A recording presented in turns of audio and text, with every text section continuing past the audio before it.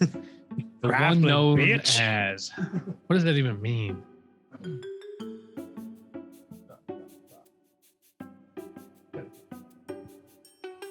Do you even know what those 3 dots are there for? To be continued. Kinda, yeah.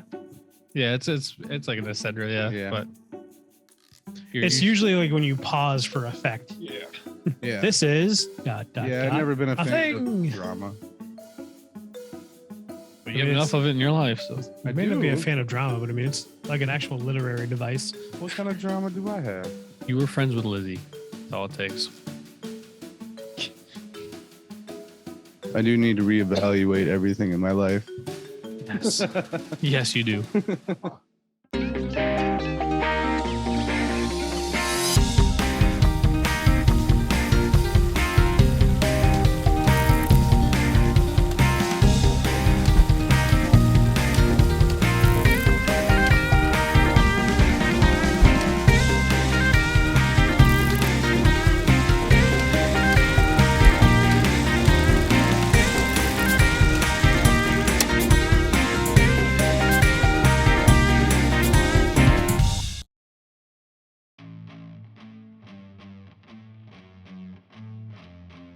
Welcome back, my lonely stoner Banter Bros.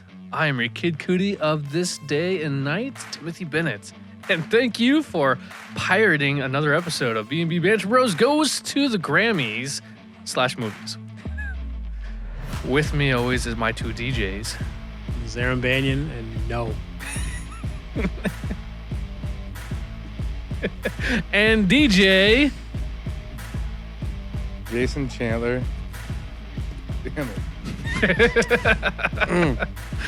I was going to try and have fun with this one, but I got nothing.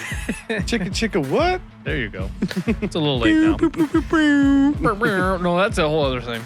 That's still a DJ. It's a DJ thing. Okay. That's modern. Okay. That's fair. That's fair. I think about Superstore. I don't think we'd call them DJs, but they technically are considered DJs. Push of a button. Push of a button. EDM artists. Hotkeys. DJ Hotkeys.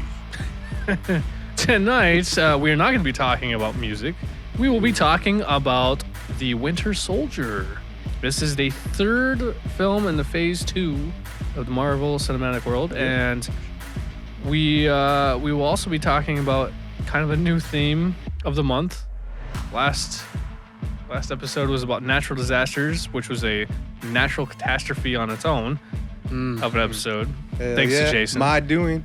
And we're going to move on from that. We're going to do like man versus. So we're going to do, this one is going to be nature versus man. And then the rest of the April will be the man versus nature and then man versus himself. I mean, man versus man, man versus himself. So there you go. Yeah, we'll be talking about films that have lots to relate with that. So basically, on this episode, we're going to be talking about nature versus man, which are like, animals and shit coming at us, bro. Coming at us. It's basically man asserting dominance over the rest of the animal kingdom. Yep. Or trying to, at least. Yep. Which, obviously, they say that man is the most dangerous animal out there. They do say that sometimes. That would probably opposable help. Thumbs. Oh, yeah. Monkeys have those. Opposable thumbs? On their feet. I think they're even worse because they can rip off your face. Have you ever seen the India people over there? Like they get like their face ripped off by monkeys. Yeah, bath salt. It's because chimpanzees after like age 8, they basically go feral. They're probably like, fuck life. I've lived too long. So tired of eating this goddamn zoo. We don't have any more oranges. That's really what the Jungle Book was about. That fucking they watered it down. That monkey went crazy. The orangutan just started ripping people's heads off. Fuck you! So, gentlemen. Yeah. The Winter Soldier. Captain America Winter Soldier. This is the prequel. The sequel to Captain America. So, last week we talked about Thor 2. The Dark World. The Dark World. And now it's Captain America. So, we're in the stages of sequels. Mm-hmm. Yeah, Phase 2. Yeah. The whole, Before we dive too much into the details of stuff, did you guys like this one? Did you? I did. Yeah? Yeah. I probably enjoyed it for the most part more than I did the first Captain America. There are bits about the first Captain America that I really love, but like overall the movie, I probably enjoyed this one more. I have to agree with you. After rewatching it, yeah, I have to agree with you. I think I enjoyed this one more than the first Captain America. But as you said too, there are like sections of the first Captain America that I adore, but right. I think this one was better. I don't know. What about you, Jason? Yeah, I was gonna say that. I think this is my least favorite film. I like the first Captain America better because I like old timey war movies, and that's what it was more than a comic book movie. Yeah. This is a fucking straight up comic book movie, introducing a lot of future comic book characters. For sure. And tons of action. So I can see why people would say it's better than the first one because the first half of the first one is slow. It's all lack of action. It's all connecting with his good heart. But in you know nature. what's dumb about that statement for me is I actually enjoy the slow part more than I enjoy any of the action sequences. In the first one? Yeah. Yeah. Yeah, I enjoy like the build up to him becoming Captain America Me too. more than I actually enjoy him being too. Captain America in that movie. Yeah, I agree with that. And I think those are the ones I adore. I like seeing him turn into from a scrawny skinny kid or whatever that couldn't do Didn't he anything. have, like, scoliosis or something. He had everything. Yeah, Asthma, he had everything. scoliosis. Yeah. I know I'm pretty sure his back was fucked up for some reason. Like not in the movie, but like I think in the comics, I think he had like something to do with his back. It wasn't polio. I feel like it's scoliosis. Some kind of spine shit. It's a plague. He got the plague after because he was frozen in ice. No. Yeah, I like the slow parts too. I think the build of him becoming Captain America in the first one was what was more intriguing. Yeah, showing like his strength of character and like why he was chosen to be the captain. Yeah, and that part is the old time war movie for me. Yeah. But yeah, I don't know. You mentioned something today at work that didn't really click with me. The action is constant. It's done really well. But today at work, you said this movie shows off all his skills and all his abilities he is capable of. So you get to know that side of Captain America. This movie shows the full potential. There it is. Full potential of what Captain America is capable of. Yeah. Sure. As a super soldier, yep. So, all right. Details. All right. So, Captain America, the Winter Soldier was released in 2014, which is a year after Thor 2, The Dark World. Was directed by the Russo brothers, so Anthony and Joe Russo. Was written by Christopher Marcus, who I believe was also involved in... Yeah, he was involved in Thor 2, The Dark World. Was he was one of the producers? He was one of the writers. Oh, one of the two Chris's that wrote Thor 2. Oh, yeah, that makes sense. It was also written by Stephen McFeely, which is a terrible last name.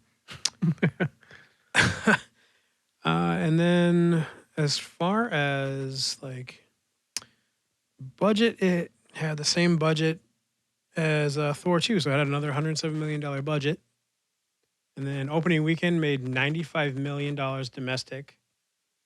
It made $260 million domestic. And then worldwide it made over $715 million. Yeah, it didn't do bad. No, not at all. Didn't do bad at all. I think that for the budget, it's the budget that kills me. Like, it's just crazy to think about the budget. This one probably had more of a higher budget because of all of the extensive work that was put into it. Mm-hmm. You know what I mean? Like the all the action sequences and stuff like that, all the explosions that we had. As Jason's son liked to say, a lot of broken glass. Yeah. Yeah. Lots of broken glass. A lot of breakaway glass. Yeah, so, but we did get a large amount of CGI, but for the most part, it was just because of the helicopter or the helipad. Oh, yeah. Helicarriers and stuff like that. But primarily, I think it's just because of the amount of shit that was blowing up and shit that was being destroyed. Yeah. And yeah. It's a lot of like, well, not CGI, but what's Oh, ADR?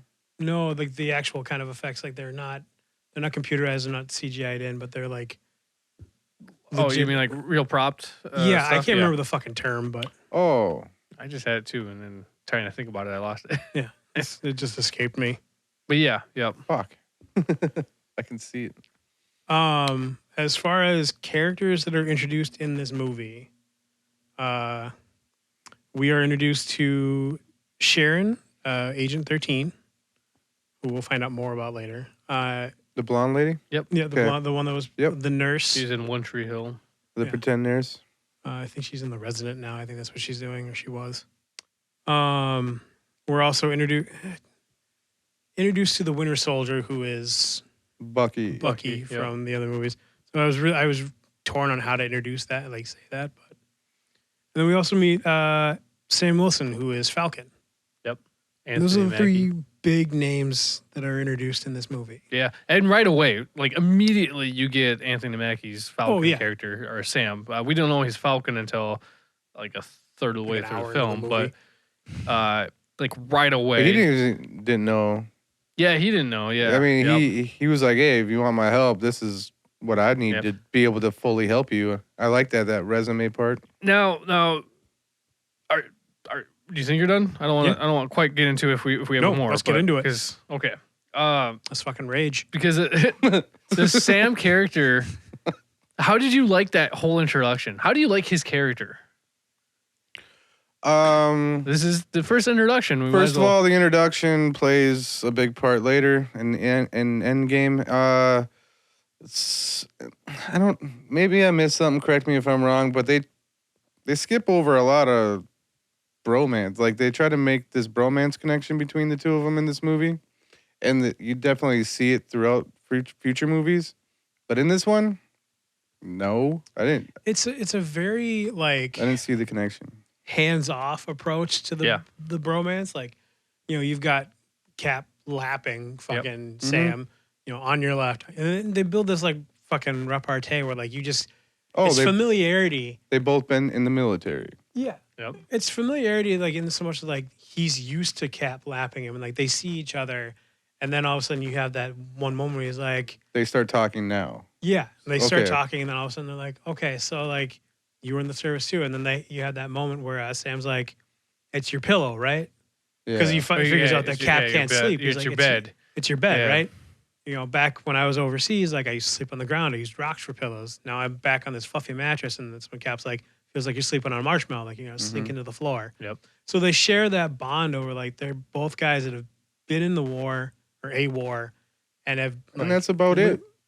Right, and there's camaraderie in that. Like you see, it's a trope in other movies. That does go deep. It's true. It's the military. That's all you aspect. Get. And then they show up at his house later, and then they're just like, well, you have got each other's back. He has a moment in the VA when he goes and visits them in the VA. Oh, because see, I knew I was missing something. Because he said something make me look good in front of that girl. Yeah, because Sam's doing group therapy for PTSD, or counseling for PTSD people or trauma. who come back with problems and can't really integrate back adjusting back into civilian life and stuff like that. That's so he's doing that, and then you get that brief little interlude where they're talking there, and I think that's after that is when Cap goes to the museum. To steal the. No, uniform? he just goes to look at the. When he walks in with the hat and glasses. That was after his conversation with S.H.I.E.L.D. with Nick Fury. Is that what it was? Okay. Yeah, so it was a little bit later, but there's a lot that kind of happens in a short amount of time in that first 45 minutes to an hour. So I'm going to preempt this by saying something that I said about the last one. So I said it in Thor 2. Like, this is another movie where you get a lot of depth to characters. Yep. And you start to see those things kind of coming up. And the other thing I said about Thor 2 was if you strip away the comic book shit, it's an entirely different movie. It's a family dilemma. It's a family drama. Yep. This movie, if you strip away the comic book shit, this is a spy movie. Yeah. There's definitely espionage, there's double crosses. Scene on the ship. Other than him, because if you isolate Captain America and what he's going through, it's an identity thing. Yeah. He's going through basically an identity crisis. He's trying to figure out who he is because who he is supposed to be, he's not resonating. He's not harmonizing with who he's supposed to be, like image-wise. Yeah. Who people are expecting him to be. Well, he's having that classic crisis of like, I don't necessarily know if I'm fighting for the good guys anymore. And that's a trope in any sort of military or spy movie. Like all of a sudden you have these double crosses and you're like, the trope of it is like, I don't know who I'm fighting for anymore. Like I thought I was a good guy. And it's a big circuitous sort of like logic. Like, Yep. and again, like you strip away the comic book shit, this becomes a spy movie. Yeah. Yeah. Yeah. It's like you said, is he playing for the right guys? Is he on the right side? Is really all it's a moral quandary that he's having. And that's, But yeah, again, that's absolutely trope espionage shit that to you its see in all fullest, sorts of Yeah, I mean the argument with Fury right after the first fight scene on the ship, when he finds Black Widow doing some other mission he wasn't known about, and he was like, dude, and he's just so questioning everything. Just Exactly. prove. You see your that point. one thing, and then you live your life a certain way, thinking you're doing one thing, and then you see someone else that you trust doing something else. All of a sudden, you start to question every decision you've made. Yeah, And that's just like I say. A lot of that stuff is tropish, and what I think of when I think of spy or espionage movies. Did we get his timeline sense of when he woke up and when this movie? Well, Is it 2014? But he woke up in 2011. I mean, the movie was made in 14. Is it 14 in the movie, or is it? I think it's supposed to be a present thing. I believe. Yeah. So, yeah. It's actually a good point. It's 70 years. Well, I when he know was that. He says he's Awaken. 95. Yeah, at and one he point. says he's 95. Yeah, he says in this film he says he's 95. So yeah. But has he been awake for 3 years, Well, or when was has the it first been? one? 2011 is when he woke So up. this has been 4 years. This would have been Three. 2011, 2014. But they don't really state it. I don't Yeah. think. I think that he's Because he's like, I'm watching the internet trying to catch up, but after 3 years, I think you'd be fucking caught up. I don't know. The internet's a big place. And And he's got a 70 lot. years worth of fucking And he catching can't up. even go on dates because he's so busy jumping out of planes and stuff. So. Right, without Yeah. parachutes. So That's just a and fear reading of the intimacy internet. because he doesn't know how to be in this world yet. yeah. Yeah. So yeah, it's just not a big deal. I was just curious. If you No, guys- It's a good question. I think that's something that I like about this yeah. is that they show a sense of, once again, he's trying to find his place Mm-hmm. outside in the He's real trying to world, and then Find he's the trying good to people to establish- side with and, Yeah. and help He out. wants to make friends. He's trying to find the Well, right. he's trying to find some companionship. Yeah, Like he wants he's a trying to life. find some tether to the world. Yeah, he wants a Yeah. life. He's trying to make a find life that of good himself. reason and He that makes good. that comment like when Black Widow's like, "Oh, what'd you do with the week?" He's like, "Well, all the guys in my barbershop quartet are dead." So, Yeah. like, so it's a joke, but at the same time, like, it's really him just It's- saying, like, I have no one and Yeah. nothing. Like, what was I supposed to do? Yep. Now to go back to the original question, Which is what? how do we like about Sam's introduction?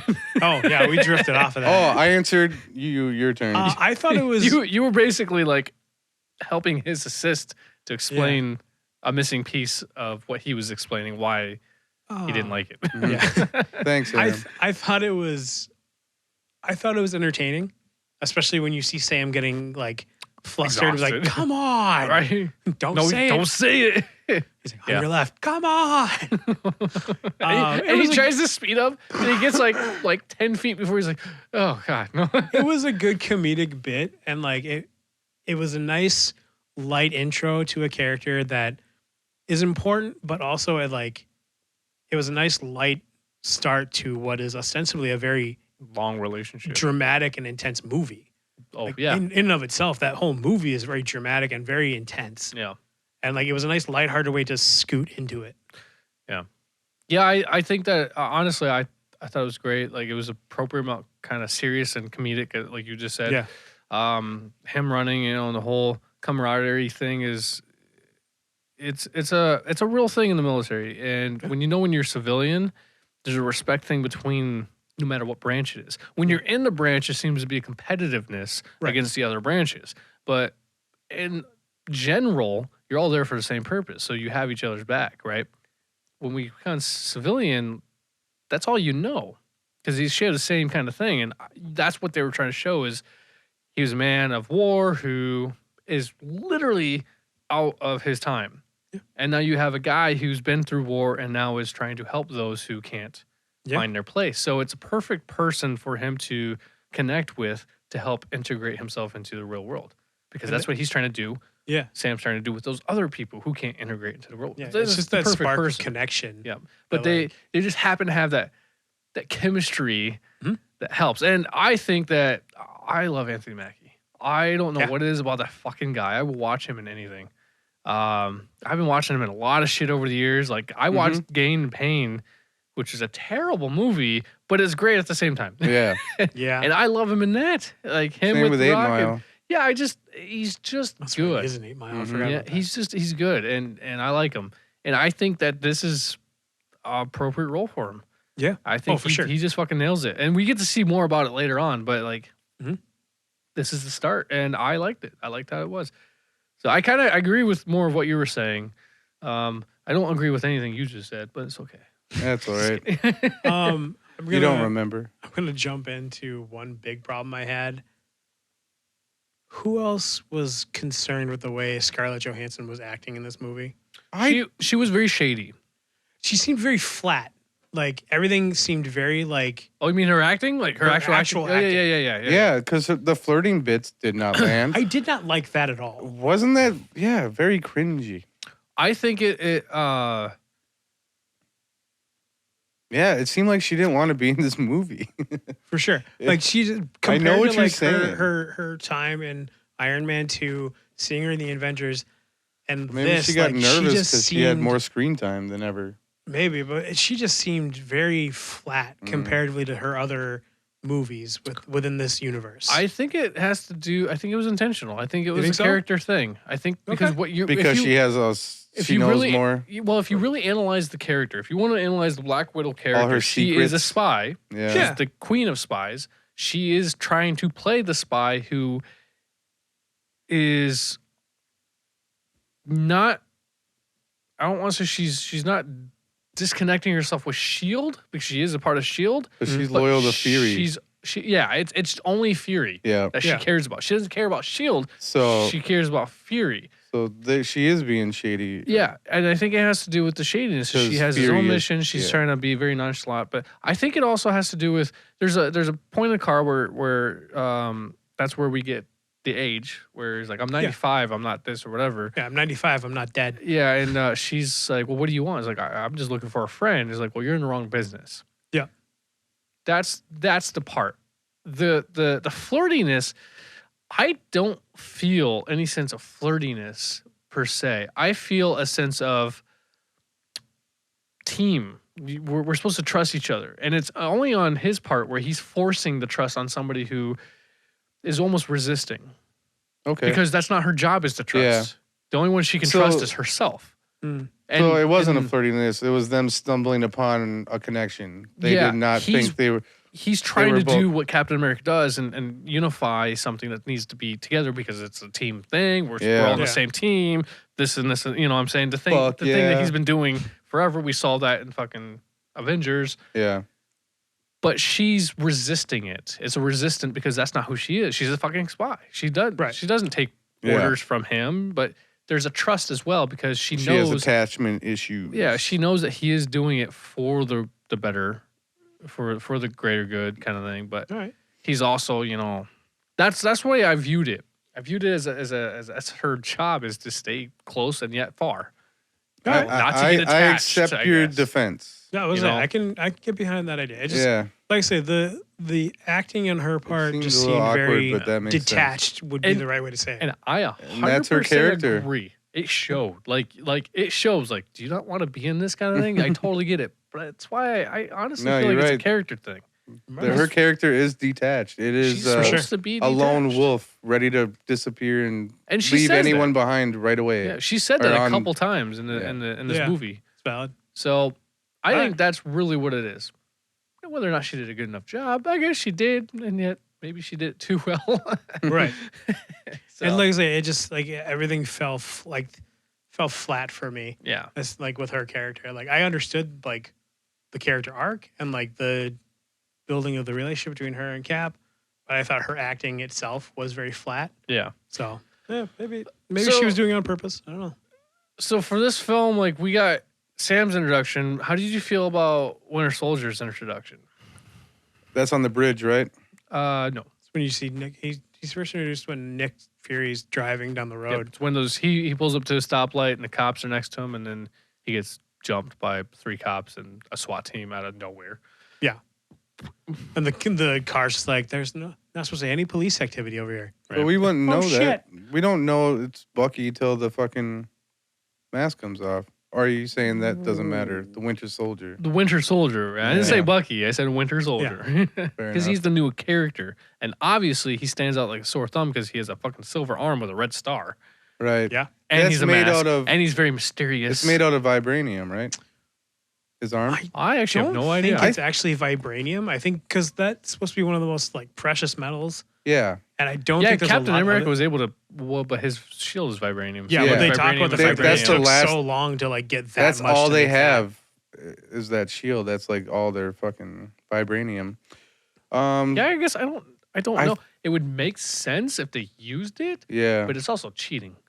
I That's think cheating. in this one, I don't think it's actually vibranium. I think it's like just a legit like, like not legit, but like a legit metal arm, like made out of like probably like We do get to titanium and whatnot. we do get to see it though later on where they're working with the circuitry of his arm. Yeah, after he they're got taking it shocked, he apart, goes yeah. back into headquarters, whatever. They take the plates off and they're working on the circuitry parts. So But I yeah, don't know. the introduction of that guy, I just thought it was like, here we go. Here's a top-notch assassin that can't be stopped. Woohoo. Yeah. How'd you like the prelude to his introduction? I don't know.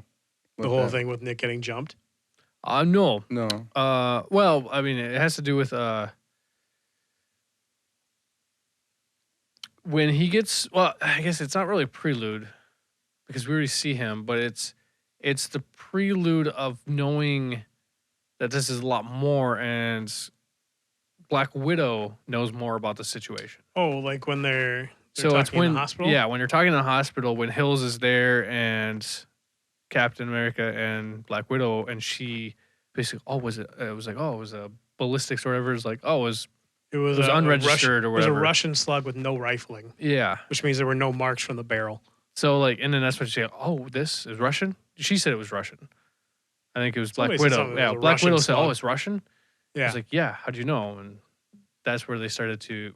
yeah. It was a prelude to the idea of like there's a lot more going on, and that's the hint. That was basically that hint, if we didn't already know, that it's Bucky, without actually seeing his face. Mm. And it's because you start saying, well, this guy's been assassinating people for 70 years Well, or you don't 50 find, years. You or don't whatever. find that part out until Cap is on the run and he goes back for the drive that Yep. Fury gave him that he's stuck in the. Well, that was after the house robbery and shit like that. Because that was when they were at the hospital. Yeah, he's on a run, like you said. Yeah, That was after his he house. hides the drive in the machine at that point when Fury is Mhm. quote unquote assassinated. Yeah. But when he comes back when he's actually after dead. he's attacked in the elevator, Yep. that's when you find out that Natasha knows about the Winter Soldier. Oh God, was that after the elevator scene? Because he comes back, damn. and that's why he pulls her into that room. And he's got her like Yeah. basically in a Basically, chokehold. yeah, doesn't know who to trust. Yeah. Mhm. He's tilting at windmills at this point. Let's take a pause. What about that fucking elevator scene? Oh, so dope! Like it was a great fight scene. My whole thing was like, it really shows you his perceptive capabilities because He's noticing the way people act. Yeah. Like, he notices that they're basically surrounding him yeah, because he gets yeah. like nudged into the middle of the group. Yep. He notices one guy's sweating, and he starts to piece things together really quick. Yep. And this is a point like where Fury's told him, "Don't trust him." But he's already talked to. It's Robert already in Redford. his head. Yeah, It's implanted in his he head. talked to yeah. Robert Redford, who's like, "Oh, somebody killed my friend, and I'm going to find out who." So he knows that something's up. Yeah, they built a lot of good tension there before it fucking exploded and became an epic battle. Yeah, that And fucking of course, the elevator classic scene. line. Damn. Yeah. That classic line. Like, Damn. before we get started, does anybody want to get off? And that's what I like is he's just like, yep, I'm allowing somebody. That was the moment. I don't know what it was about that fucking line, but fucking that is gangster. Yeah. That was baller. You right there. appreciate the awareness of the moment, I Yep. think. For because sure. you know he's gonna fuck everything up. Yeah. Like, he's Oh, gonna yeah. fuck that fucking place up, and he does. And then he jumps out of an fucking elevator does. 25 or 26 floors up. Right, and have fall. Jesus Christ. I don't care how much of a super soldier he is. That should not have been something he lived through. Right. But it's Especially when he the falls vibranium, on the though. shield, and then probably the way he landed, he should have hit his head on the vibranium, which probably should have cut his skull open. I don't know. Yeah, I mean, there's a lot to it, but Because it's like if you look at the vibranium. way he lands, it's not the fact that the shield didn't break that bothers Yeah. me. It's the fact that his bones didn't shatter, from a 250-foot fall with no parachute. No, he's at the Yeah. human peak condition though. That So doesn't mean his bones are any better. Exactly. He's got fast metabolism. His bones are Can't gonna ever break, get- and they can heal, but his bones should have fucking broken. Yeah. He should have been paralyzed for but like an would've hour or two at least. He would have been healed for a little while. It would take it a while. Yeah. But like, Yeah. I'm not saying agree. he would have No, died. I'm just I see saying what he you're shouldn't have gotten up and ran So- away. I see what you're saying. That I drop don't was a little far A fetched. limp at least would have been nice. know. Yeah. Right. Yeah, because he got shot later on like 3 times and he was fucking struggling. And Yeah. I swear to Christ, in every movie he gets shot and he just acts like whatever. Captain America. He gets shot. He gets shot by aliens in the Avengers and just shrugs it off. You know. Just like you did. It's Captain America. You just shrug it off like let's not overthink And let's it. not forget, in the Avengers, Thor got stabbed by Loki, and he didn't shrug it off the same way Captain No, America he shrugged off didn't. that He was gunshot. actually worried when he got stabbed. Yeah. Like, oh Yeah, shit. but you're dealing with what? What am I dealing with? you're dealing with a different realm of things. So like as Guardian weapons He got stabbed with a So- 3-inch blade. by a magic weapon though. It's I don't know that his daggers are that magic. Loki's daggers are magical. They're his Enchantment. his weapon. Yep, they're his. Listen to the weapon. last episode. Have you did you catch in the Thor? He says, "Can you at least give me my daggers?" He didn't say, "Give me a dagger." He says, Yeah. "My daggers." He's always asking for his daggers because they're I would his. assume that's familiarity special- more than anything. his special daggers. They're just like Whatever, Aaron. It's all about location. Whatever. I just, But either way, Captain America should not be fucking around the way he does after getting. I will say at least he took like 10 seconds to be like, oh, I felt that one before he started running away. Yeah, ran away. Ran. The limp. That's what pisses me off. He ran. He took a fucking second. He took a breath. Yeah, it would have been nice to see him surprised to be alive. Yeah, Like, maybe just to you're be like to testing like your- hold his ribs, like maybe he like fractured or bruised a Hey, rib or something. But like, It's he looks at his life the same way he does about dating. He's too busy to die. Yeah. he's like Vin Diesel. He lives his life a mile at a time or a quarter mile at a time. No, 13 and 30 minutes. 13 miles by 30 minutes.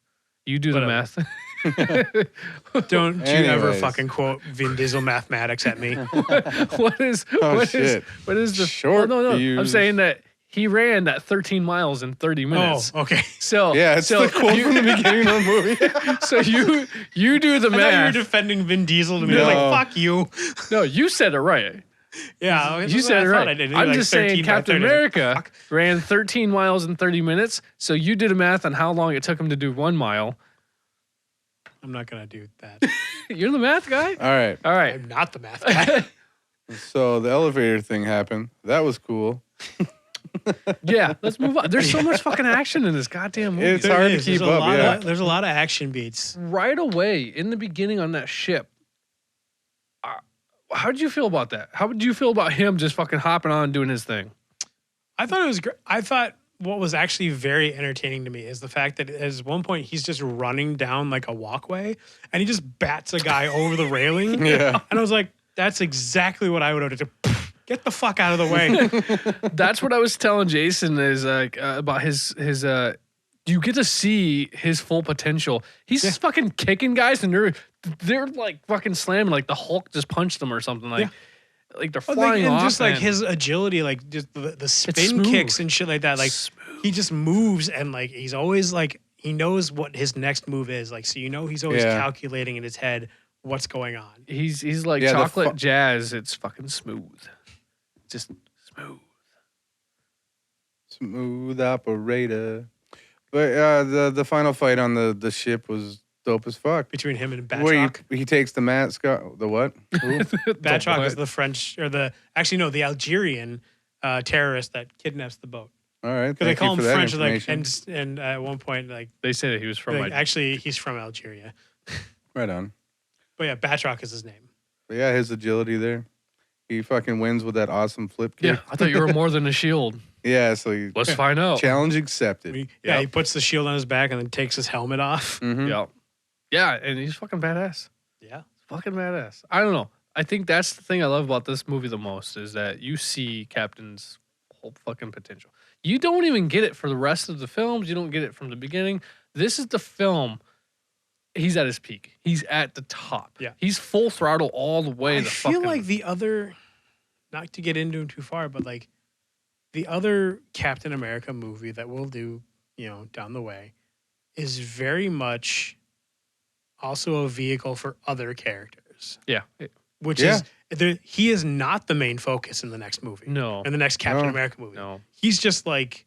Oh, and it's called Civil War, which they're stealing from the comic book world, which they kind of botched, but it's whatever. Right. But it's understandable because those comics, there's a lot of characters. Yeah, and that's just it. It deals with a surrounding shit. Yeah. Well, it surrounds it's too one. big It for a surrounds fucking one movie. situation, One movie. just one. Yeah. About like a kid and death and superpowers and all that stuff. It deals with that one situation. They twisted it to make it work for them, and they did a good job. Oh, yeah. So without getting too far, but that's what that film really was. It was like a opening for more conflict. And this one introduced a lot. Like Hydra, we get a fucking full scale of Hydra's power and how deep it goes. With the revelation that Arnim Zola is basically a giant computer now. Right? Yep. Oh, yeah. Is that the little guy? Yeah, the little guy who's now a giant computer. Toby Jones. That shit was I love funny, Toby Jones. Great actor. Yeah. I think he did Truman Capote at one point. That doesn't matter. But yeah, introduction. I mean, they introduced Falcon. You get a lot more Black Widow. You get the blonde lady. You get Bucky. I don't know. I don't know. You get Joe Russo. Joe Russo. He was one of the directors. You have Anthony Joe. Yeah. Or is it? Yeah, Anthony. So when Nick Fury, when they go into that abandoned tunnel, he's the guy that is trying to help. Is he the doctor? He's the doctor. Oh, cool. Yep. And he also comes back later on. And well, you get Frank Grillo too, who comes back as Crossbones in Civil War. Oh yeah. Oh, the guy that gets fucked that's up. Right. That's right. Yeah, because he gets burned. Yep. Yeah. I forgot about that actually. Yeah. But we're not Yeah, supposed to go we're that not far. talking about that, but he will come back. I forgot about that. What was so? And Frank Grillo, he was the lead Shield operative. Yeah. Guy. He was in the last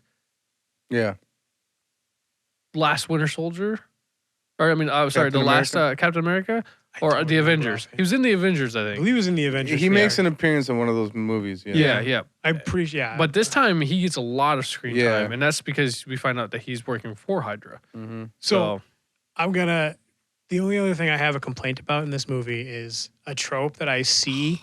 The arrows again. No, not the arrows. This is so The minigun. no. Okay. There's this part. No, I was fine. Other than the fact that I was like, aim down, you'll shoot him in the leg. But no, Frank Grillo towards the end is like he comes into the computer room and he's telling that one guy, he's like, launch the helicarrier. Guy's like, I can't do that. And he kicks him off, and after the little gunfight, he just fucking launches him himself. Yep. Why the fuck? I am so annoyed at those tropes where it's like, you're going to make somebody else do something that you know you can do. And then you have these other fucking problems. Like, you had a gunfight for no fucking reason. If you just pushed him out of the way and did it yourself, wouldn't have had that gunfight. The blonde lady still probably would have pointed her gun. I mean, maybe. But because Captain America gave that speech like, hey, we're divided here. You choose good or you choose bad. Yeah. And that's what Captain America does best. Yep. Speaking of that, did you write that down beforehand, or did it just come off the top of your head? Yeah, that was a good line. I love that. One of my this is what Falcon said. I know. I was just surprised you thought it was a good line. Apparently, Jason just thinks Aram is anti everything. No, I actually like that little banter between them. I thought it was an unnecessary line. Sorry. Just whatever. Yep. It's comedic. It's comedic. One of my favorite scenes is when Robert Redford is in his house at night. Yes. Oh, yep. With and Bucky. then all of a sudden, the maid. Winter Soldier. You don't see his face at that point. You still don't know it's Bucky technically. Yep. The Winter Soldier is sitting there, and like his maid leaves, and he's sitting down and he's talking about what he wants done and everything. And then the maid comes back, and that was when you really see how evil the Robert Redford character is, because he just stands there like, I wish you would have knocked, and he just shoots her in the chest twice. First of all, where would she knock? Well, she left the house. Why would she knock? Why? Right. She literally just left seconds. what would make you think that she True, would but I not? mean, that late at night, I mean, you'd think that someone would Why not the stay fuck at would the she house. be there that late at night? She literally just stepped outside the door. Yeah, I thought the She probably sun didn't even just reach the went down. car. She was like, oh, literally seconds. I don't.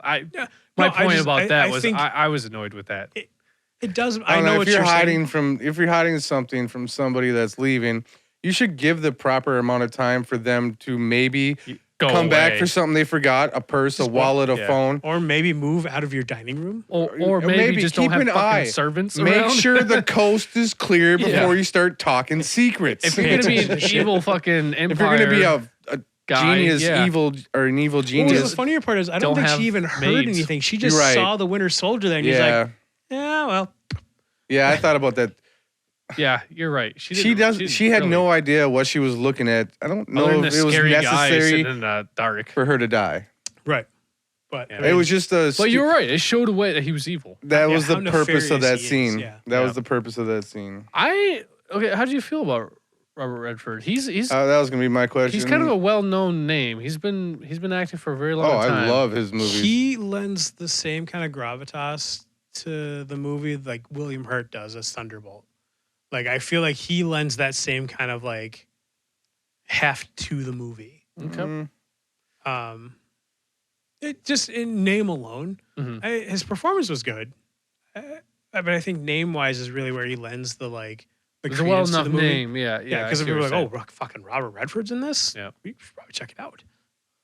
Jason, you said you're a big fan of him. I am, and I'm having issues. I don't know why I felt he was out of place here, and his performance is a little too On the nose. pompous or too arrogant and comfortable. And Yeah. I feel that. Yep. yeah, He felt like he wasn't gonna get caught. yeah, and Or like everything was even gonna when go to plan. even He's when the one playing an actual comic book villain. And Yeah. that's what Okay, is really okay. the way it sounds. You know what I Yeah. mean? He even exposes his plan. Yeah. Just yeah. like a typical comic book.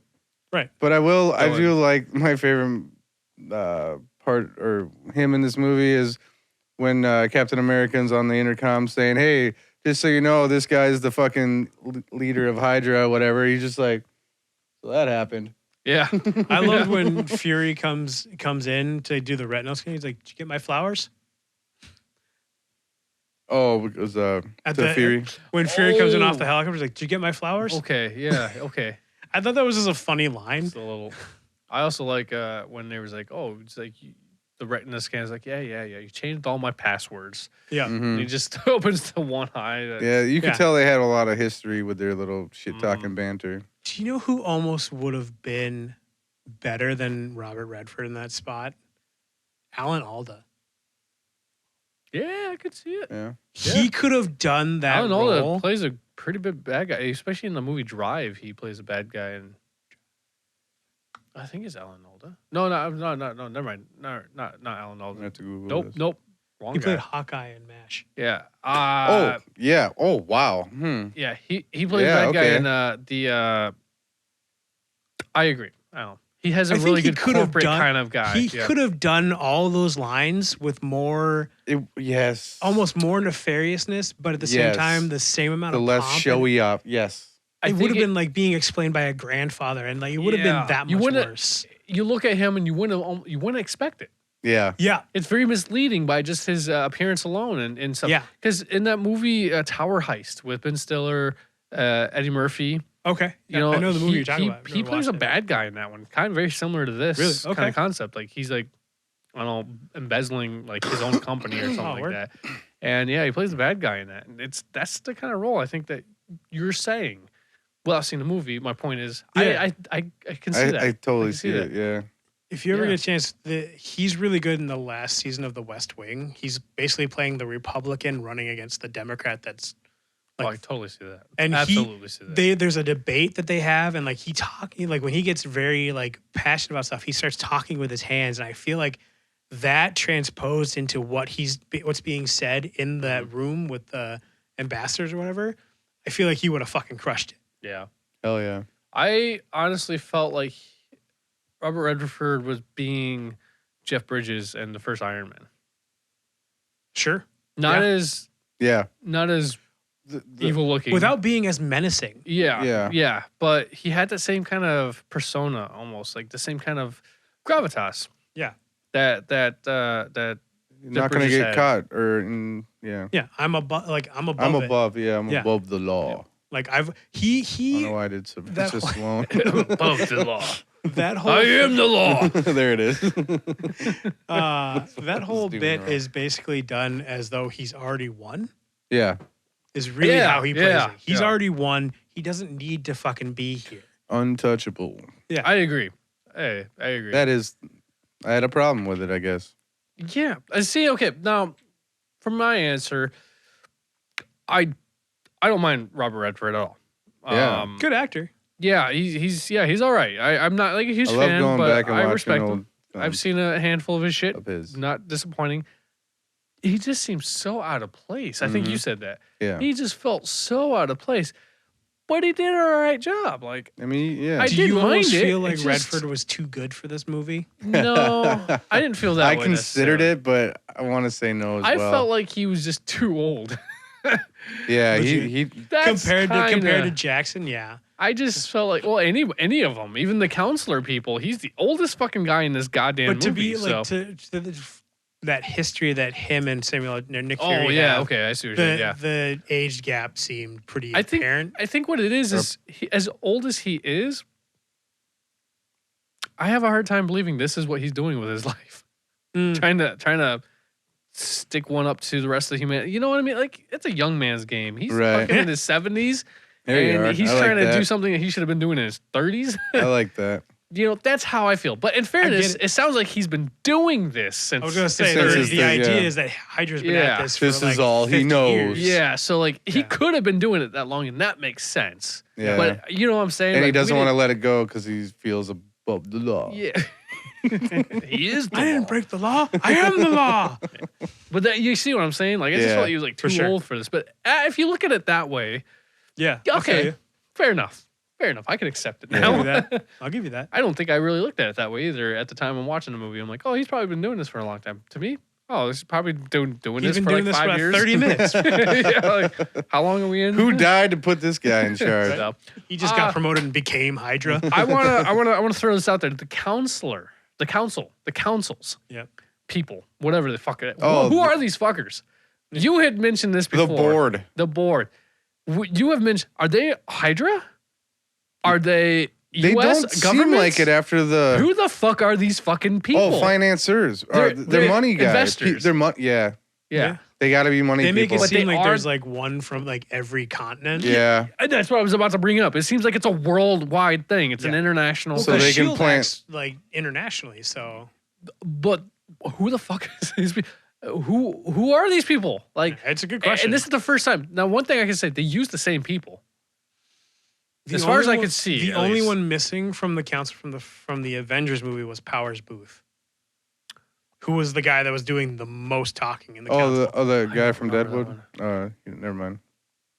Yes. He was the FBI agent in Frailty. Oh, yeah. Okay. So okay. he was the one, like the basic mouthpiece for the That's in the Avengers right. movie. He was in Yeah. there. He That's wasn't in right. that. I don't think that old white-haired guy was in. I think they basically replaced Switched him Power. out. Yeah, I think that 'cause was the replacement. The tall, bald guy, Yeah, he was I see him in a bunch of things. He was in Priest. He was in DOC. Like, I see him in a bunch of things. yeah, and the same with the guy that looked Middle Eastern or whatever. Or Yeah, he looks Egyptian. familiar, too. I've seen him in tons of stuff too. Yeah. The woman I've seen in one or two things, but I don't I know. didn't her name recognize offhand. her. Oh, wait. She was Scarlett Johansson. Mm-hmm. I did like that, though, because they've used that later on, too. They've used that. Oh, yeah, They they use that Yeah. again later on. Falcon And and Winter Soldier, I think. which one? The mask thing, I think they used it in Falcon and Winter Soldier. Oh, do they? Maybe that's the one. Maybe that's one. Okay. I remember watching that. I was like, oh, hey, that's fucking snazzy. Yeah, It was That's pretty convenient. I'm sorry. Did I step on your moment? Yeah, Miss- I'd like that. Mission Impossible can learn from this.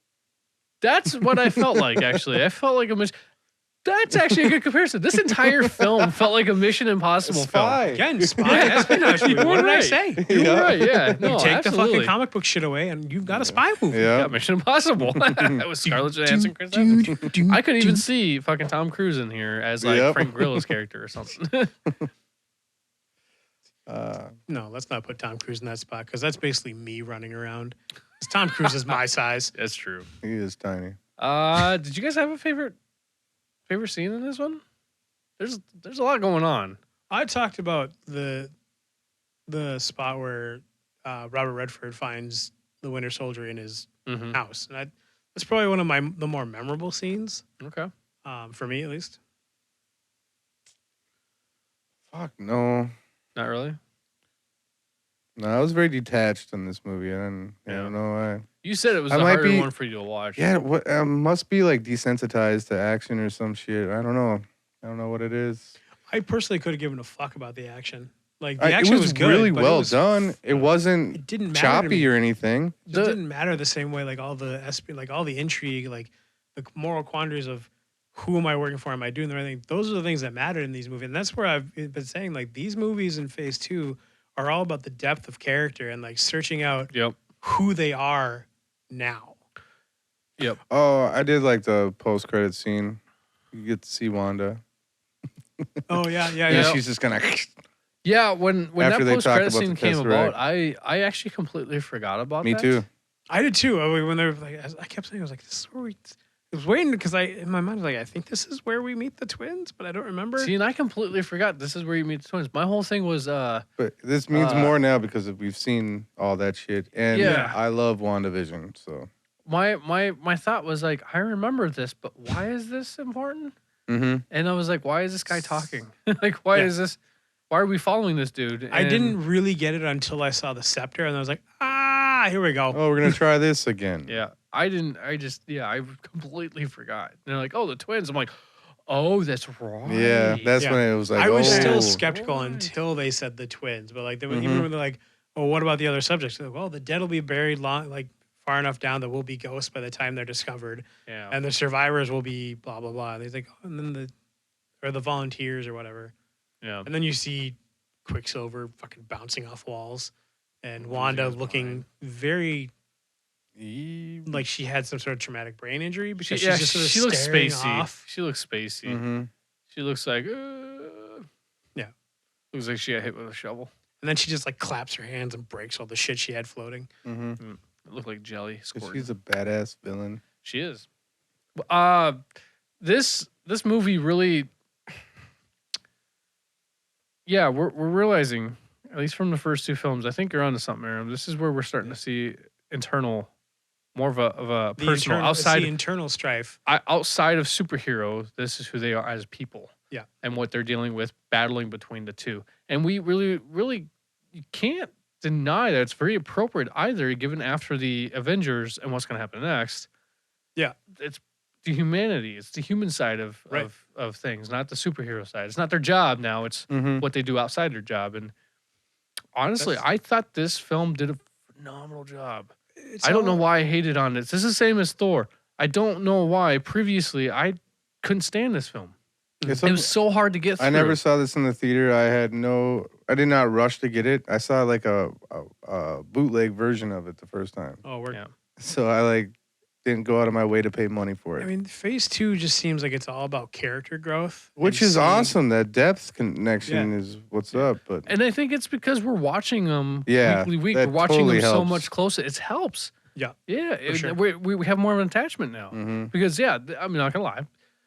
There's a lot of fucking action, and it is a little like, okay, same Mhm. action, Alright. action. Settles. Bullets, Like, bullets, just action, want to action, tell them to bullets, calm down and bullets. take Yeah. it, turn it Yeah. down a notch. Right? Somebody reload your gun. But Somebody I will go say, to the bathroom. the thing I was attached to through this entire thing, other than the fact that we get Sam, which I enjoy the shit out of, Yeah.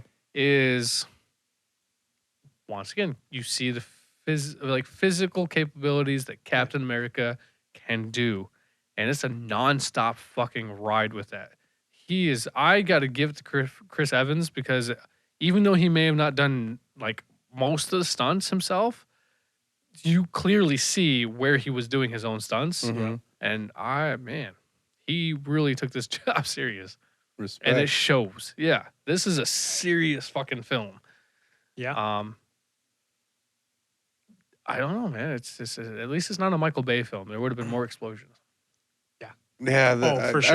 I don't even like that you said that because the action was really well done. There is a lot of it, but it was not Michael Bay cluttery. Yeah, most definitely.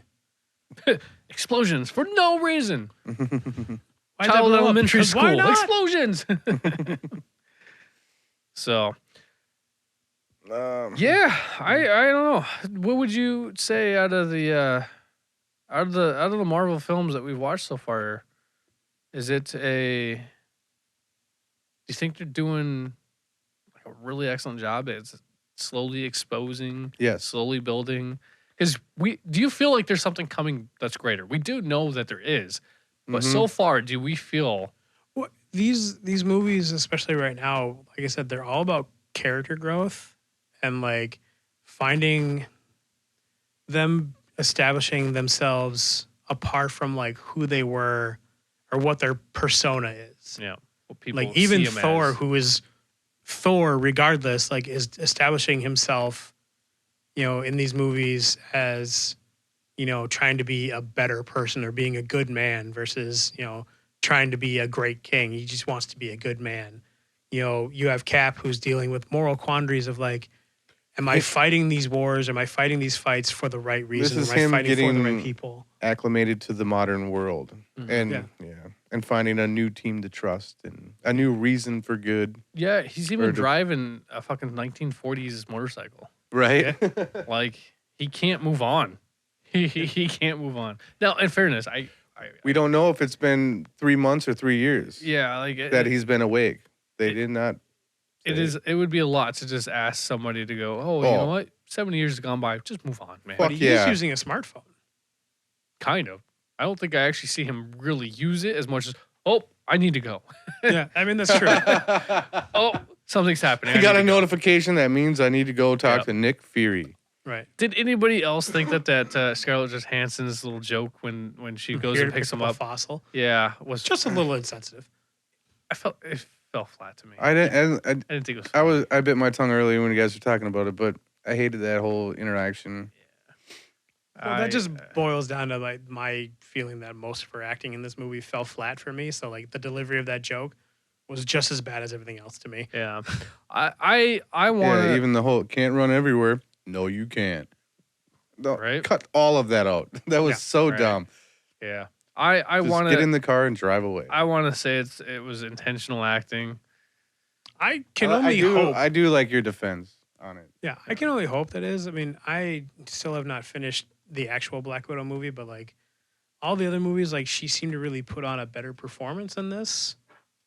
I agree. So, and that's why I like his defense, because right now this would be the movie she is very lone wolfish, very on her own, not a part of a team. Yeah. So she would still have those defense mechanism traits. Because it's not until the end, the very, very end, when she's doing the whole press conference thing, that you get the sense after we're not gonna go to jail. And there's that part. Why? You need us. And there's that part she's unlocking all of Hydra's secrets, and Redford's like, "Hey, just so you know, you're part of that. All your secrets come out too." Yep. And she's like, "That." She. Yeah. Are you ready? That's for that? the moment. That's her change. She's like, Yeah. I'm ready. I'm ready for this shit. So are you? Yeah. Yeah. I don't know. That's true. Yeah. Yeah. So we see a little bit of development. It's just not as abrupt or as face value as you would think. We have to make these assumptions to make it work. It's not apparent in the film. But I'm not against that either.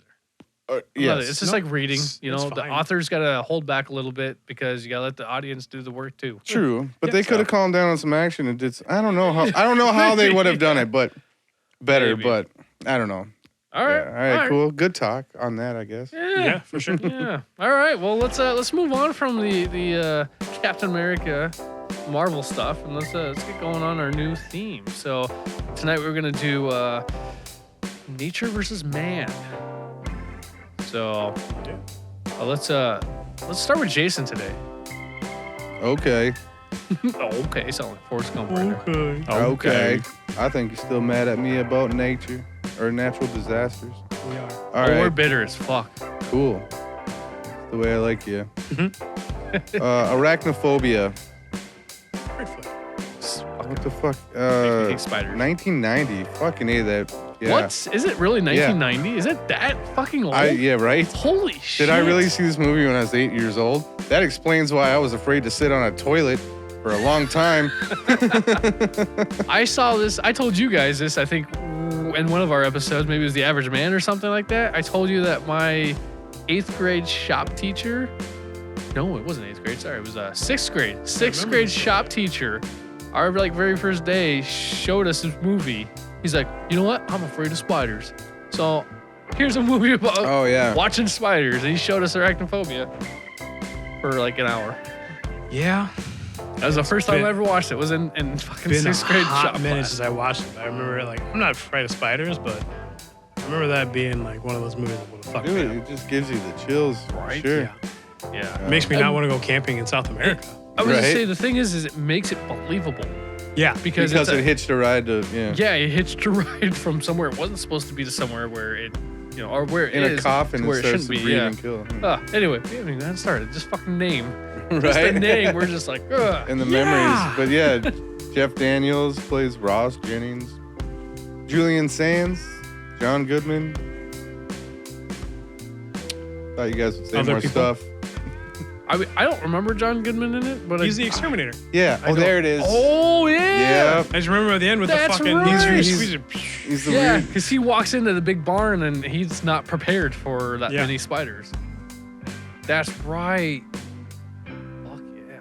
Anybody remember the end of this movie? No. I remember the A fire, hopefully, a napalm. It is fire. Yeah, he sets the nest on fire and then the mother spider jumps out and he shoots it with a nail Yeah. gun.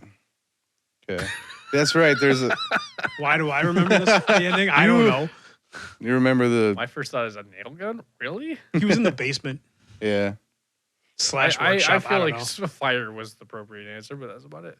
I would have used napalm. Wasn't fire part of it as well? Oh yeah, he sets the nest on fire and Yeah. then like the mother like jumps out on fire at him. He's Yeah. just like Yeah. he shoots her with a nail gun because he's Jeff Daniels. He can't give him a real gun. Nope, he doesn't know how to use it. All right, moving on to a movie. What, you about to say something? Nope. Cool. 'Cause I fucked it up. This movie apparently changed It's like one of the first blockbusters that made studios realize they could have blockbusters. JW? Yeah, plural, which is weird. JWS.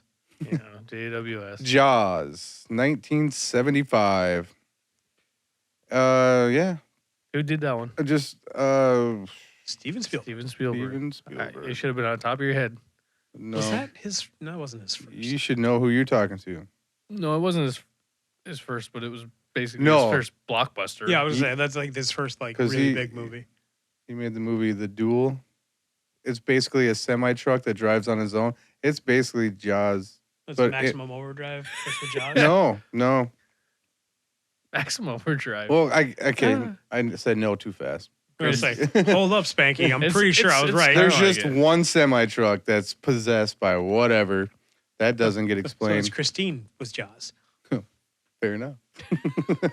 I took one Stephen King book and switched Turn it into out. another. But yeah, as far as the cast, I don't. Oh, Richard Dreyfuss. He's Richard a- Dreyfuss and he's Roy the shit. Scheider. Yeah. As far as those two, I don't give a fuck. Yep. Do you guys know about the problems they had with the shark and making this movie? Yep. And like, Yeah.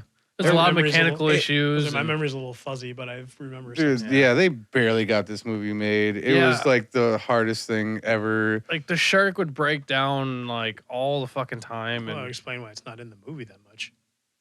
Right. it does work. And one thing that we've talked No, Jaws. Jaws. One thing that we talked about that really sells the movie though is what? The music. The music. And who does the music? Come on. How am I supposed to know Come that? on. I'm new to this app. Why don't you just say it so the people can fucking stop waiting? John He's Williams.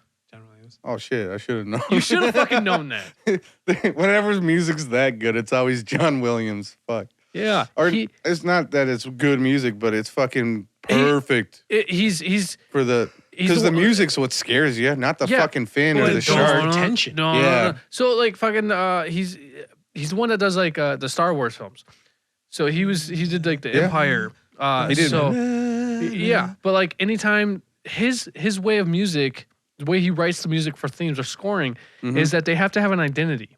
So he did the Star Wars films, which was like for anytime the Imperial people came in or when Darth Vader, it was dun or whatever, Yeah, Low tones and whatnot. Yeah, as soon as you heard that music, you know who's walking in the door. That was his whole point. Jaws, same process. You knew he was in the You area. knew as soon as it instantly you knew what was up. And the Hell fact yeah. that they had first person too was really good too. Yeah. For like the sharks' point of view. Yeah. That was intense. It was almost more scary. I know. So But yeah, I watch that movie every couple of years and I fucking love it. Always holds up. do you like the like sequels? I don't know how many did it make? 3? I feel like I like one of them. I'm not sure if it's They the make second 4? or I third. think there's a fourth. There's 4 of Yeah, them. I know there's one 3D. Jaws 3D, Jaws 4 is the Or was that Revenge. Jaws? Was that Jaws 3 3D? Yeah, I don't think know. it was Jaws yeah. 3D. Okay. And then I think Jaws 4 is the Revenge. How does I a don't shark know. revenge? I dead. never- Jaws 2. I It's never. supposed to be dead. I'll watch It's Jaws. the mother. Or the child, one of the two. Because at the Yeah. end of Jaws 1, I think she has a baby. It doesn't make any sense. I didn't No, say it that's the did. problem. Anyway, So I've never given the sequels full I think, connection. I think the first 2 are probably all I can really I recall. want to say the second, but yeah, I can't. The first one, obviously, I but feel like the first half of the second was good. I don't remember, but One of them takes place in a water park. I'm 99% positive. yeah, a water park. that makes sense. Yeah, like SeaWorld. How does that make sense? Like Because SeaWorld. it's not, a not like a sequel. water park with It's water a slides. terrible How does idea. that still make sense? It's a terrible idea. That's a giant pool. No, it makes sense because it's a terrible sequel. And Oh, it's I a got it. terrible Dennis idea. Quaid is in that one. And that's why he went insane. No. No, That's that's his Randy brother. Randy Quaid. Quaid, fuck. That's his brother. Good try. That's the older brother, I think. I think Randy's I think older. He Randy's looks older. That's Right. That's a crazy. It's a crazy talking. All right, continue. Moving on to The Revenant. There you go. Yeah, They got it. not the Reverend? Yeah, don't fuck me up. This is that movie Leonardo DiCaprio won a fucking award for when this wasn't the movie he should have won the award for. Finally won an Oscar. Yeah, Oscar, you mean, yeah. yeah, because he should have won it fucking 20 years ago. Yeah. If not, I don't know how long. But Been I acting, but I what movie? did really enjoy it. Tom Hardy's. Oh, fucking, yeah. he should have won it from What's Eating Gilbert Grape, for Christ's sake. Valid. He did a phenomenal job in that movie, and then this is the one that he does, and I don't know what was it that he won for. This is probably his less like No, that's actual acting role. That's my problem. Like he doesn't Ugh. make this movie good. The writing, the director, like the cinematography, the tension, movie itself the is lack of phenomenal, yeah, dialogue, yeah. the music or whatever the fuck. I'm the still vibes. on the harp is about the good. fact that he should have won a fucking Oscar when he was 19 years old. Yeah, And not fucking 40 something years old for Yeah. and that's he did, you know what I mean? He I did guess more acting because then. his shit was Because past he fought a due. bear and lost. His winning was past due, and this movie is good enough to be like, all right, fine, yeah, fucking here it's you the go. movie that was phenomenal. Not- His performance was great, don't get me wrong. Because he's always great, but he and didn't do anything that made it spectacular. No, there's not a lot for him to do besides fucking barely survive, and you know. I'm Crawl saying. around and But What's he Eating fought a Gilbert bear for his Oscar. It wasn't a real bear. Bullshit. It hey, wasn't. Brad Pitt did the same shit at the end of A River Runs Through It. You guys haven't heard the stories about how the bear was breaking down all the time and fucking. It was a guy in a suit. It was a massive guy that was throwing him around. Are you serious? Yeah, it was a guy in a green suit throwing him around. Doesn't impress me. You should have fought a real bear. That's what Yeah. I'm saying. Or at Then he least- can win a fucking Oscar. Right? Did you see me Give go him in a there and just goddamn punch that bear medal, in the mouth? a Purple Heart for that matter, for Jackie Moon surviving.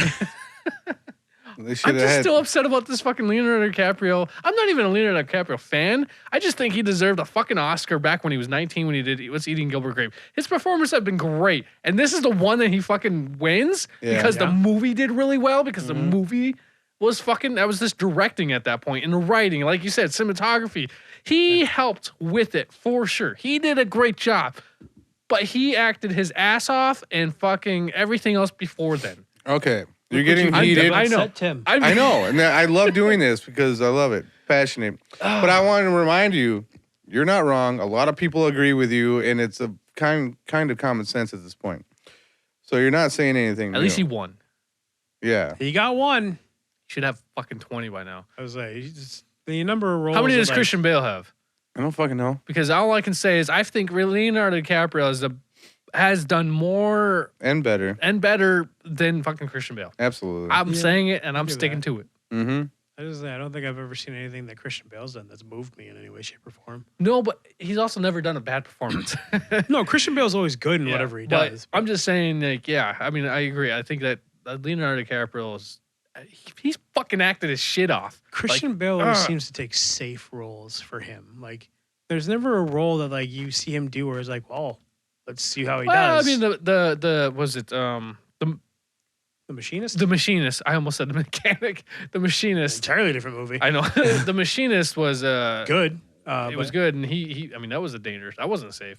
Yeah, I know what you mean by safe, but I don't know. I don't know. Tim got worked up. Ugh. What do you want to do next, Tim? Because those are my 3 movies. Would you like to go next? Would you like to talk about Leonardo DiCaprio's? I'll go next. No, I'm gonna go next. I need to calm down. You need to release. Like I said, I'm not even a fan of Leonardo DiCaprio. I mean, he's great. I understand what you're saying. Yeah, it's the principle and how they fuck awards. He's the Batman of the acting world because he just wants to right all these wrongs, vigilante style. And he's taking it all in fucking amazing stride too. He's never once shown that he's like, oh, I didn't get that and been so pissed. I don't know. I don't think he fucking cares. I think he's just happy to like be acting. I'm sure he like is happy for his people that went ahead of him, but too like. Yeah, but I don't know. Anyways, I lost my train of thought now. You're choosing your 3 movies. Yeah, your 3 movies. Go, Tim. Nature versus man. Yes. So I'm gonna go with the first one, which is Anaconda, 1997. This movie has always stuck with me. I remember watching Ice Cube. Yep, Ice Cube. Sorry. J-Lo. Yep, he plays the camera guy. Yeah. John Voight and Jennifer Lopez. Eric Stoltz is in this Eric movie Stoltz, too. Yep. Gary Wurr, Owen Wilson. Yep. Owen Wilson. Yep. But this movie always stuck with you because of what? Danny Trejo. I watched this when it came out. Mm-hmm. I think I saw it in the theater. Yeah, I didn't watch it in theaters. I watched it when it came out on VHS or wherever. Mm-hmm. And I watched it when I stayed over. I was in elementary school. And I stayed over at a. I can't even call them a friend. It was just like, I don't know, a kid from school that I just stayed over at his house or whatever. Birthday party sleepover, maybe. Yeah, and this is what we watched. He had it on VHS. That's fair. And this is what we watched, and I was hooked. I don't know. There's something about the fucking movie. I was just like, it's maybe because my Jennifer Lopez and infatuation, maybe. But I was always more of a fan of The Cell with her. Yeah, well, that was a couple years later. What year did you say? This is 97. Okay. And they've continued to make sequels. There's like 4 of them now. And they really were not that shit. good. Well, they always are. This movie was pretty intense because it was basically these people going into the jungle.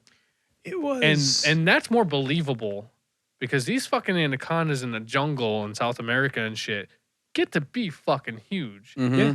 So, like, this is plausible. It was conceivably using some of the same elements as Jaws. A little bit, like, because they showed the snake more than they did the shark in Jaws, but they used a lot of the tension, like, because there was a lot of night shots where, like, they didn't know, like, where it was and shit like that. If I remember right, at least. Like, they didn't know what a snake was? They didn't know where it was. Yeah. Like, I mean, it's a fucking jungle. Going through yeah. So, I mean, they're using that concept, though, like, the tension of, like, where is it? Yeah. I know it's there. Like, because they're just, like, floating on the river. Yeah, they're just could fucking be anywhere. riverboating in the Amazon. I think the only thing that bothers me about this film is John Voight's piss poor accent. I don't know. I don't know what kind of accent he's trying to do. I don't know if he's trying to be South American. That's right. I didn't do that shit back then. He was either trying to be South. I thought he was trying to do a French accent for a while. Maybe. That's another Anaconda's on How Did This Get Made at one point. Oh, they really? do an episode about that, and they rip that movie apart, and Good. it's hilarious. I look forward to that reappearing. I haven't seen that or listened to that one. Yeah. What's up? Yeah. What's next? Yeah, I don't know. Did you like John Voight's death scene where he gets eaten by the snake and then the snake pukes him back Oh up. yeah. And he basically looks like a potato, and then like Yeah. he opens one eye and winks at her and then dies. Oh I do my remember God. That made no fucking sense. I remember that factory too. That's and a I weird was, way I to was go for confused shock about where value. that factory, because that's where the snake like laid its eggs, and like that's its home. Is that factory? Is that what it was? I thought it was just like it hunted them to there. I don't know. What the fuck is this factory? Like, And why is everything flammable? I don't know. There's like oil and shit in there. Like this the shouldn't be in the middle rainforest of the is fucking wet Amazon. as shit. Nothing's dry in this thing. It's not gonna fucking light up. But yeah. I don't know what that fucking That whole end scene is bonkers as shit. yeah. I'm choosing another film, and I am a little hesitant just because I'm not 100% sure if this is the one, but I'm like 98% sure it is. And it's called Alligator. It's 1998 Alligator. And it's 98? basically 1980. 1980. 80. Yeah, 80. 80, yeah. I'm pretty sure this is the one where I've talked about it before. At least there's a couple of them, so I'm not sure if this is one. But there's like an alligator that goes into a pool, like a suburban pool, this chick dives and then she gets eaten by a fucking. Well, it's the trope of like people like there being fucking gators in the sewers in New York. Yeah, and that's what this is. Yeah. That's what this movie is. It literally says a pet baby alligator is flushed down toilets and survives in the city I've seen sewers. this. For 12 years later, it grows to normal size, and thanks to a diet of discarded trash and stuff. Because that's what alligators can live off of. Laboratory dogs is what it says. Injected with growth hormones. Now humans have entered the menu. I Trauma film. Jesus Christ. maybe it does have I don't think it was Robert- a trauma film. I know. Robert Forster. just I know seems- that name. Have you guys seen Ghost of Girlfriend's Past? Yeah. Yes. The father of the bride, who's the military guy, that's him. Okay. He's also in Last Man Standing with Tim Allen, his new show. Mhm. He plays his dad. I don't know if you've watched that. Yeah. Oh, yes. Yeah. He was He's in a bunch of shit. Unhappily Ever After. That was the show. It was like basically like a newer version of Married with Children. Maybe. Had like a stuffed bunny that would like He's in Jackie yeah. Brown. Yeah, I know what Olympus you're Has talking about. Fallen. Yeah, he's in a lot of shit, but Yeah. Good actor. A decent actor at least. Not a decent, great yeah. actor. Decent. so he's the leading role in this one. Oh, well, good to know he got a leading role once in his life. Other than that, I'm not seeing really anybody that I recognize. You might because you're more familiar with older actors, but Robin Riker, she's in it. I'd have to see faces. Yeah. Well, anyway, I'm pretty sure that that's the film where I think you're right. with the swimming pool, and That it's that sounds right. swimming pool scene that always freaked me out because it's like they went skinny dipping or something like that, Mhm. and like somebody didn't want. I think maybe it was a guy tried to impress a girl, tried to get her to come in or something, but then like she like leaves or goes back in the house, and next thing you know, gets pulled under and there's just pool of blood. It's always freaked me out, Yeah. but it's always stuck with me too. That's how alligators kill is they do the death roll. All I know is it's made me worry about going in pools at night if they're not lit up. Hell So yeah. Could be a gator in there. there could be a gator in there. Could be a spider in the toilet. Right. So So- just gonna like wrap himself in a blanket at night and just lay in bed. Can't go anywhere. No death roll for me. All right. So to piggyback on fucking Jason's shark film, I'm gonna do The Meg. Word. I enjoyed this film. I thought it was ridiculous. I've yet to see it. You haven't seen it? I haven't either. It's ridiculous, but I mean, it's got Jason Statham, and I don't know, he's a fucking action star. It's got So Rainn he's- Wilson in it, so So Yeah. somebody he punches Meg in the face. Just comes. honestly, I think he might. I Just- hope so. Yeah. Just say yes, and I will buy and watch that movie tonight. I actually think he might. Oh man. I actually enjoyed this film. It wasn't as terrible as I Yeah, thought it I've was going to heard be. decent things about it. Yeah, it was I mean, Because it's not like the that great, giant. but- It's like the biggest shark in the world, right? Yeah, it's Megalodon. Yeah. Yep. Oh, gotcha. That's what Meg is short for. I thought it was just a girl. Yeah, You not thought the shark was named Meg. Yeah. I was like, like for Meg's gotten loose. I know Peter Griffin's always calling Meg fat, I was but gonna say, like, Peter Shut up, Griffin. Meg. Shut up, Meg. We used to say that to Meg's one of the, revenge. we used to say that to one of the cooks at Antone's. We'd look at her. Her name wasn't Meg, but we'd Right. shut up, Meg. Yeah. Her name was Brenda. Yeah, I don't know. It is one of those films. Like, it's a terrible film, but I enjoyed it for what it was. Sounds like I it was just accepted- like campy enough to like be enjoyable. and that's kind of how Jesus. I felt. Yeah. Yeah. Now that you mentioned all those things, why is it not streaming anywhere ever? I don't know. I watched I it think recently. it's too new still. I think it was on Hulu when I saw it, but Huh. it was a couple. Maybe I rented it too. I don't know. Either way, that's all I got for that one. So that's That's all you got. all I got. All right. Okay, well, I'm up. So, first movie that I am going to talk about is a 1995 film called Congo. I love it. Love it. Movie's fucking dope. Tim Curry's in it. I was just gonna say, you know the type of man you are when you can name Tim Curry films. I always saw them saying is like, you know the type of person someone is when they can tell you like the first movie they think of when they think of Tim Curry. Well, Stephen King's it. Either that Unfortunately, or it's Legend, or as I accidentally called it earlier. Well, even Rocky Picture Horror Show. Yeah, but I've never watched that. I'm not That a was musical before guy. Legend. Yeah. Well, he was doing shit way before Legend, but yeah. So this is Clue. yeah, it's true. Laura Linney is the lead, technically speaking. So she was. I'm trying to think of other movies. She's in tons of shit, and I can't think of anything. Tim will look her up. Yep, I'm looking her up. The other, so you have Laura Linney. Oh yeah. That's yep. Oh, okay, yeah. She's in Ozark. She plays the wife in Ozark. Yes. Oh, That's the blonde, That's it. the blonde chick. Yep. Yeah, She's in a bunch of shit, a bunch. So yeah. So and Laura she's Linney, good. She's good. She is. Tim Absolutely. Curry, Dylan Walsh, who I always think of from Nip Tuck. Yep. He's the other doctor. He plays the one that has Does he his play monkey Doom? that does signs. Dude.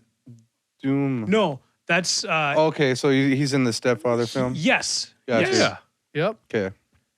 Ernie Hudson is in this movie as I think he's the riverboat guide. I love Ernie Hudson. Yeah. Great guy. Loved him in Ghostbusters. I love him in anything. I Love see him in. him. Miss Congeniality. The Crow. Stuart Pankin is in this movie. I forgot about that. Oh, Grant Heslov. He Yes. he was in a movie I mentioned earlier in the last episode. 2012. Joe Don Baker is another guy. I immediately just thought of him in Joe Dirt. He's the dad that gets his legs cut off by the train. That's why he's going to shoot the dog. Yeah. Yep. Yeah, Joe John Baker. Is that who you're saying? Yeah, Joe Don Baker. He is in a bunch tons of of shit. shit. He's like Walking Tall. With The original? Rock. No, with The Rock. He's in Mars Attack. The original. Oh yeah, Walking Tall was based on a different movie, or based on a movie earlier called Walking Tall. Huh. Yeah. I think it was Walking Tall at least. I think he was played like The surly sheriff, which is Something something like he that. plays in a lot of movies. Yeah. So the basic premise of this movie is when an expedition to the African Congo ends in disaster, a new team is assembled to find out what went wrong. And that's okay. Never mind. That's not the whole plot line. Bruce Campbell is in this movie in the Nice. very beginning. He's the guy that they're going to go find, who gets killed by the gorilla. By the way, there's fucking Oh, yeah. there's Okay. rampaging gorillas in this movie, Mm-hmm. which is why it's nature versus man. Because they basically find like pure diamonds or something like that. And They're like rubies or something. Yeah, then diamonds the 'cause they're rich guy. using- Are they rubies? it's, All right, it's diamonds because they're going to use them to power these lasers. Yeah, I thought they were. Yeah, no, you're right. And Yeah, it's dangerous fuck to go get him, but the rich guy, yeah, Tim tells- Curry. yeah, he won't take no yeah. for an answer. Yeah, she basically works for a company and she has to go find Bruce Campbell, who's already dead. But and they find this mine. Tim Curry is like talking about how it's Solomon's mines, and it's guarded by these fucking gorillas that are living in huts, which is weird. There's also one other gorilla that speaks sign language and has like a Nintendo glove that she uses to like talk with. Trying to sell Nintendo gloves. This movie's kind of buck wild. That's the one that the doctor that we talked about who was in Nip Tuck and Stepfather. And he was, that's his gorilla. He's trained to do signs. Yeah, I don't remember her name though. Amy. Yeah. See, at the end, she's like, Amy, mother. Yeah. And so the reason those two are on the trip, because they weren't supposed to go, but they hitch a ride because they're trying to introduce her back into the wild with the glove, which I don't know how the fuck it's supposed to last that long, but like they're supposed to introduce her back into the wild and like see how she can integrate and maybe like teach other gorillas sign language, I think. Yeah, that's a very thin. It's a lot. It's a couple of premises put together, and then at the end, it's like, holy shit, the place is on a volcano. Get the fuck out. It's very much because there's lava at the end. Like there's this like rabid gorillas jumping in lava for no fucking reason. Yeah. It's cool. It's a great movie. This movie is buck wild. Captain America jumping out of the fucking elevator. Yeah.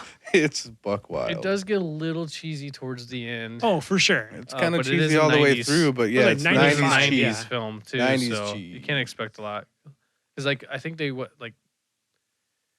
is it lava that erupts? Yeah. So like that that's where it gets a little cheesy because they start falling into. Like I say, you just see fucking gorillas just diving into lava for no fucking reason. That's cheesy. They're trying to help each other. I thought, jumping out of their hut to dive into lava. But they don't know what lava does to them, so they're stupid. But this is also a Michael Crichton book. What? Oh yes, that's right. An adaptation of Michael Crichton. Michael Crichton had a really big. Really? They had a number of books that he had. Jurassic Park, long Congo, string of them. Eaters of the Dead, which was the 13th Warrior. Eaters of the Dead. Yep.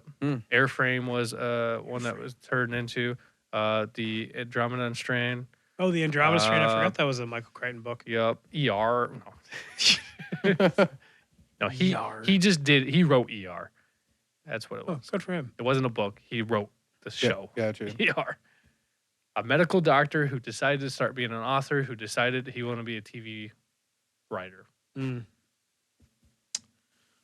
So that's Congo. Next film on my list is the 1999 shark film, Deep Blue Sea. Yep. We went on a shark spree.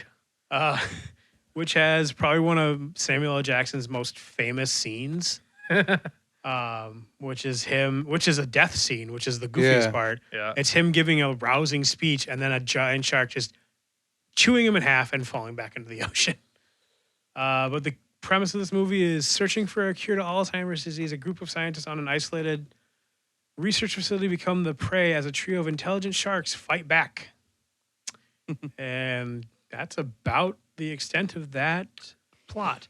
It does have a couple big name actors though. Oh yeah, other than Samuel L. Jackson. Thomas Jane, Saffron Burrows, who's probably not as big a name, but like she's been in a lot of shit. Michael Rappaport, Stellan Skarsgård, who Dr. Eric Selvig. Yep. LL Cool J, isn't it? Yep. Those are the only names that really pop out at me. I mean, those are big enough names. This LL Cool J actually wrote a song for this movie. Yeah. And it's pretty lame. It's a thing. It's a thing. Like I've always said, in the 90s they always have these rappers write songs that go along with the movie and the plot and all this shit and these references to the movie. Never fucking works out well. No. Never. Not once. No. It comes across with too much cheese on it. I feel like the sharks in this movie are animated almost in the same way as King Shark was in Suicide Squad. Okay. They seem very similar to me. You know, I'm fairly familiar with watching the film like recently. Like I've seen it. I mean, I've seen it a dozen times. But Right. Yeah. But it's a fun ride. It's got its problems, but it's a 90s film for sure. And it seems independently made. It's a 90s film. They all feel like they're independently made. Because they were just happy to get the money to go fucking make it. If it wasn't James Cameron with the fucking billions of dollars, It was independently made. Yeah, I see your point. And the last. I think where really the cheesy part was when the shark comes out of the water to get Samuel L. Jackson. Like that right there was, you could totally see super animated, like super cheesy. Yeah. Oh, for sure. So the last movie I'm gonna pick is another 1999 film, Lake Placid. Yeah. This has got great cast. Like crocodile or alligator. So 3 people attempt to stop a giant crocodile who has terrorized residents in Black Lake, Maine. So one of the big things that I remember hearing was like, it's called Lake Placid, but it doesn't take place in Lake Placid, which is a real place. It takes place in a lake in Maine.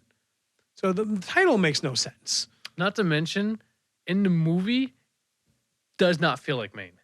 No, not at all. Like it feels like Georgia. My grandparents lived in Maine. I went to Maine numerous times. That does not look like a Maine place. No, I mean it might feel more like a Canadian. I don't know. It had a lot of wilderness, but like it just did not feel like it belonged in Maine. It looked like the Midwest. It kind of did. Like maybe you'd see it in Minnesota. Yeah.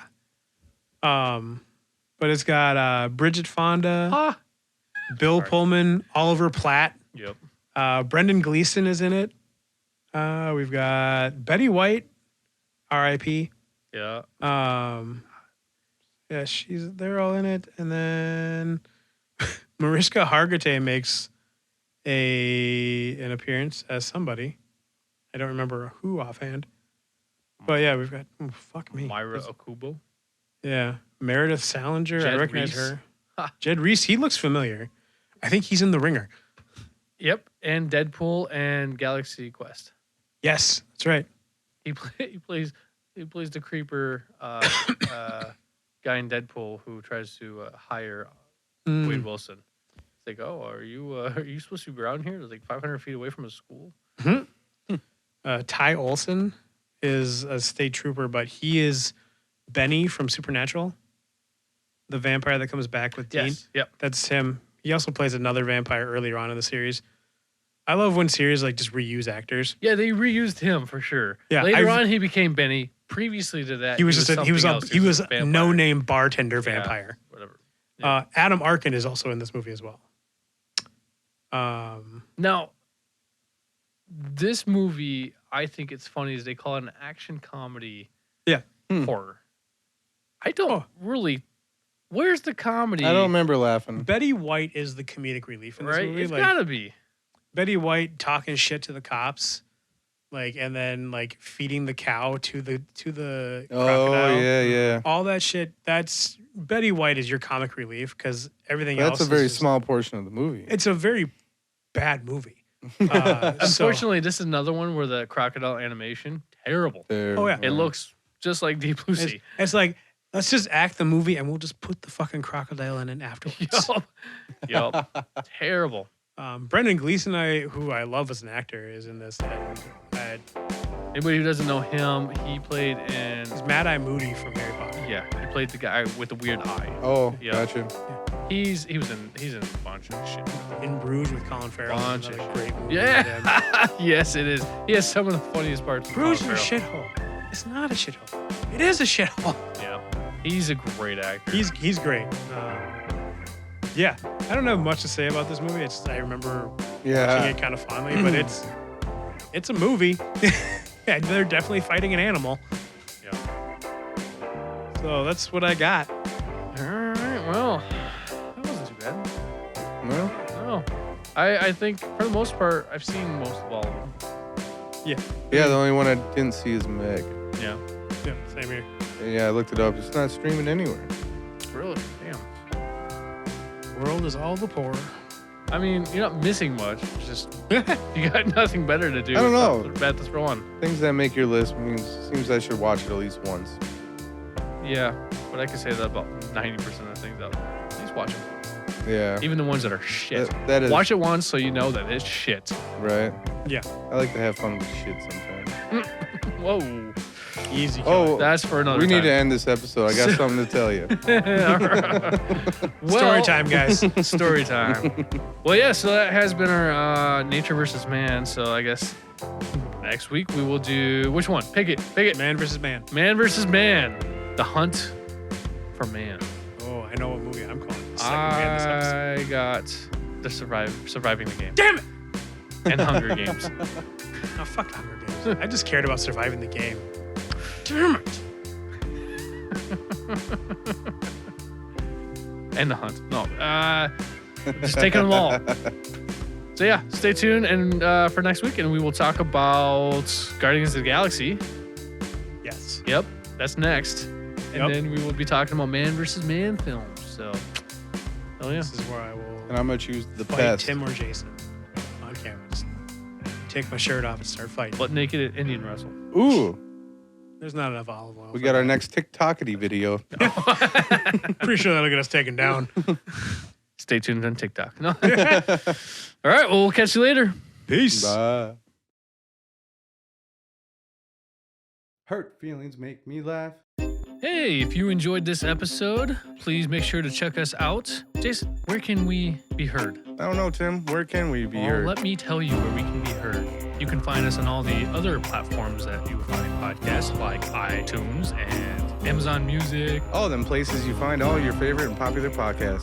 Spotify. That's where I listen to podcasts, and nowadays you can rate your podcast on there. Go ahead and give us 5 stars on Spotify or any other platform you listen to your favorite podcast on. And Spotify. If you want to watch us, you can find us on YouTube. Go ahead and hit that thumbs up button, give it a share, you got a comment, all the algorithm stuff. It helps. And if you want to comment on how bad and terrible we are doing or how ugly we look, just send us an email at banterbros@gmail.com. And that's A-N-D, you said, between the B's? A-N-D in between the B. You can also check us out on the multiple social platforms that consume everybody's life, like the YouTube, the Twitch, the Twitter, the TikTokity, and the Instagrammy, including Facebook. So please, come check us out. We'll catch you next time. Okay.